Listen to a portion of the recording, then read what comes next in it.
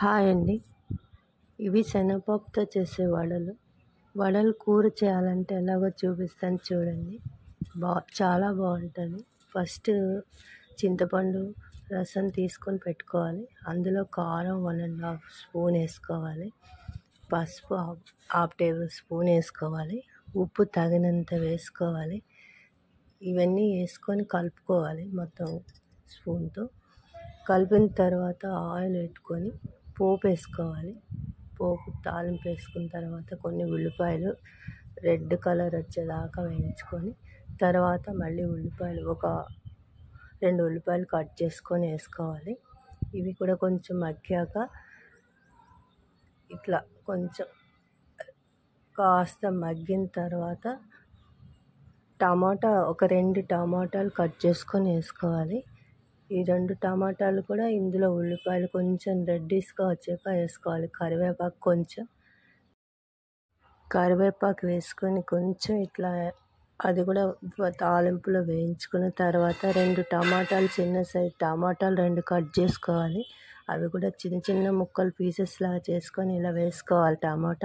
టమాటా కూడా కాస్త ఆయిల్లో ఫ్రై అయిన తర్వాత ఇలా కొంచెంసేపు అయితే ఒక 5 మినిట్స్ అయితే ఆయిల్లో ఫ్రై అయిపోతాయి. టమాటా అయిపోయిన తర్వాత వాటర్ పోసుకోవాలి.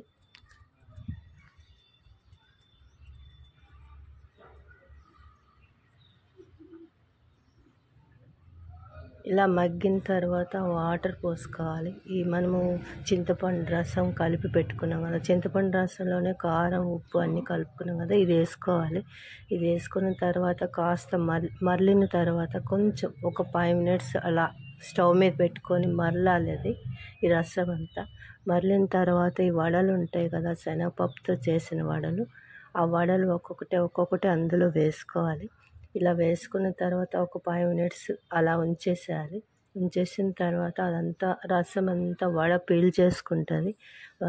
వడ అంతా పీల్చుకున్న తర్వాత స్టవ్ కట్టేసుకున్న తర్వాత కాస్త చల్లారినాక వేడి అన్నంలో ఈ వడ వేసుకొని తింటే చాలా సూపర్ టేస్టీగా ఉంటుంది.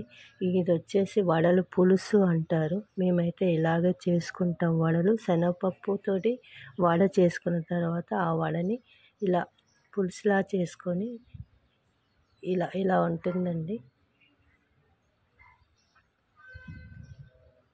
ఈ వడ వేడి అన్నంలో చాలా బాగుంటుంది. అసలు ఈ అన్నంలో కలుపుకొని తింటే చాలా టేస్టీగా కూడా ఉంటుంది. ఈ వీడియో నచ్చితే లైక్ చేయండి, షేర్ చేయండి. మరిన్ని వీడియోల కోసం నేను మళ్ళీ ఇలాంటి వీడియోస్ పెడుతూనే ఉంటాను. Thank you.